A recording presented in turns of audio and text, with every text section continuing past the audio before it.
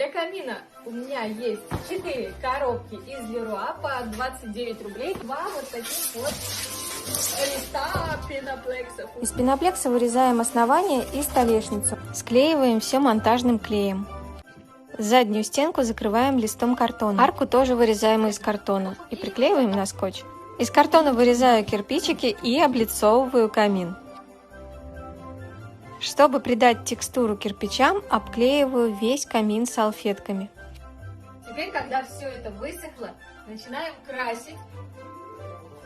При покраске проявляется текстура, и кирпичики становятся похожими на настоящие. 800 рублей, 2 дня работы, немного украшений, и камин выглядит как настоящий.